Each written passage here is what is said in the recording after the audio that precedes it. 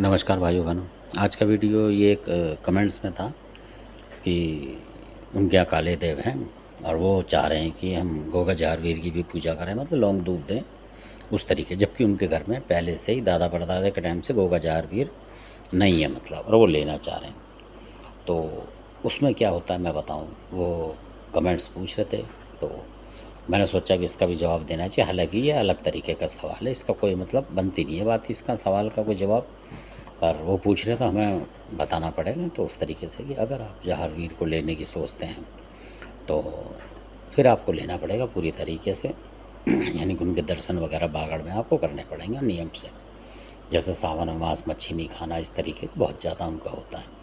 और मान लो आपके बच्चे उसको ना कर पाएँ, आप कर लो, बच्चे ना कर पाएँ, आपके आने वाले परेशान हो जाएंगे। वो सावन तक बहुत से मॉडर्न ज़माना है तो नहीं करते, और उनको ऐसी बाउंडिंग देनी भी नहीं चाहिए बच्चों को मेरे हिसाब से।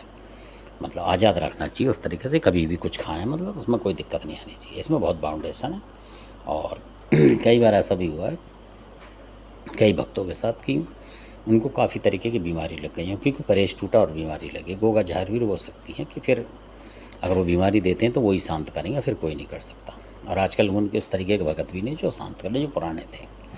तो इस तरीके से तो जो चीज़ आपके पास नहीं है उसके उसमें ना पड़ें, क्योंकि गोगा जहारवीर से आप सोचोगे कि मैं कुछ काम कर लूँ तो आप कुछ नहीं कर सकते हो। आशीर्वाद तो आप भगवान से भी लेते हो, शंकर जी महाराज की करेंगे वो भी आशीर्वाद देंगे, हनुमान जी भी आशीर्वाद देंगे, ऐसे ही गोगा जी का महाराज का है।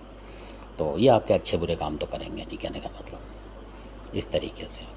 ये तो एक देवता की तरह है भगवान रूप में, ये उस तरीके से।